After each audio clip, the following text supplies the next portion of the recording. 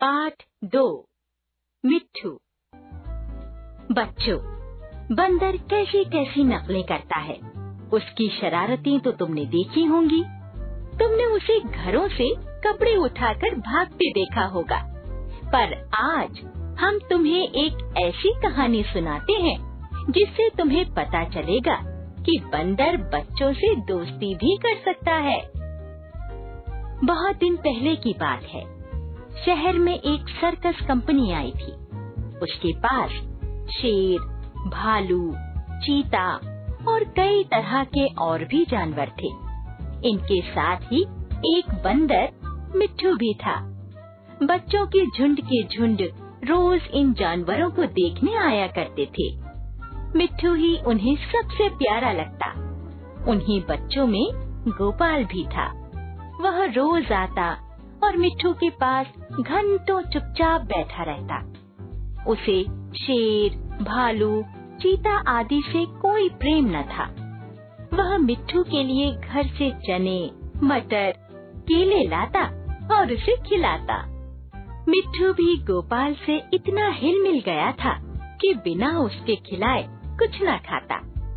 इस प्रकार दोनों में अच्छी दोस्ती हो गई।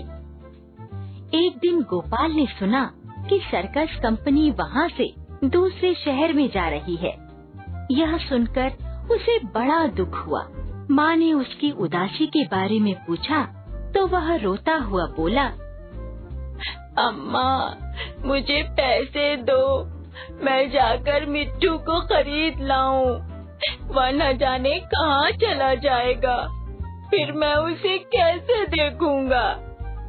वो भी मुझे ना देखेगा तो रोएगा। माँ ने समझाया, बेटा, बंदर किसी को प्यार नहीं करता। वह तो बड़ा शैतान होता है। यहाँ आकर सबको काटेगा। बेकार में लोगों की बातें सुननी पड़ेंगी। हाँ। लेकिन गोपाल पर माँ के समझाने का कोई प्रभाव न पड़ा। वह फूट फूट कर रोने लगा।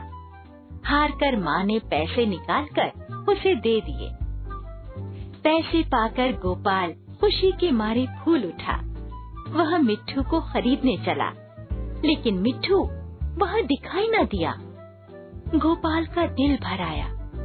उसके मन में शंका उत्पन्न हुई। मिट्ठू कहीं भाग तो नहीं गया?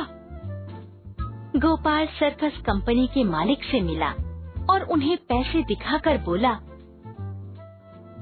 क्यों, अब आप मिट्ठू को मेरे साथ भेजेंगे ना? मालिक रोज उसे मिट्ठू के संग खेलते और खिलाते देखता था। वह हंसकर बोला, अब की बार आऊंगा तो मिट्ठू को तुम्हें दे दूंगा।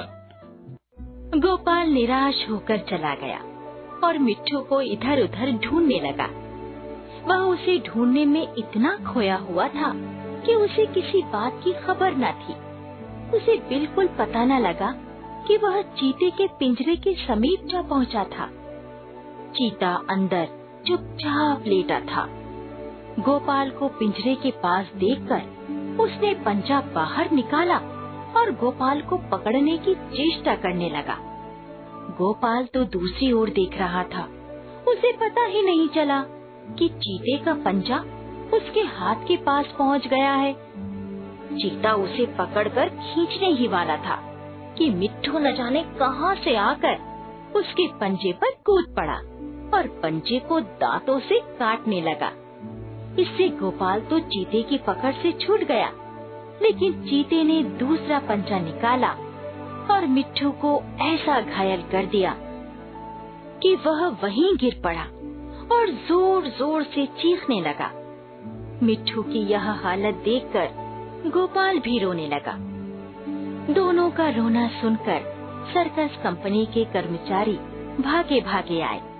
उन्होंने देखा कि मिट्ठू बेहोश पड़ा है और गोपाल रो रहा है। मिट्ठू का घाव तुरंत धोया गया और उस पर दवा लगवाई गई। थोड़ी देर में मिट्ठू की बेहोशी दूर हो गई। वह गोपाल की ओर प्यार भरी नजरों से देखने लगा, जैसे कह रहा हो कि आप क्यों रोते हो, मैं तो अच्छा हो गया। कई दिनों तक मिट्ठू की मरहम पट्टी होती रही और वह बिल्कुल चंगा हो गया। गोपाल अब रोज आता और उसे रोटियां खिलाता।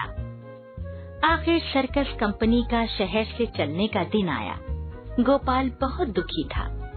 वह मिट्ठू के पिंजरे के पास खड़ा आंसू भरे नेत्रों से देख रहा था। तभी सर्कस कंपनी के मालिक ने आकर उससे पूछा, अगर तुम्हें मिट्ठू मिल जाए तो तुम क्या करोगे? गोपाल ने कहा, मैं उसे अपने साथ ले जाऊंगा, उसके साथ खेलूंगा, उसे अपनी थाली में खिलाऊंगा और क्या।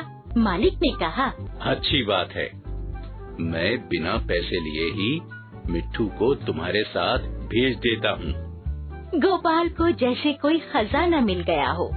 उसने मिट्ठू को गोद में उठा लिया, पर मिट्ठू नीचे कूद पड़ा और उसके पीछे पीछे चलने लगा। दोनों खेलते कूदते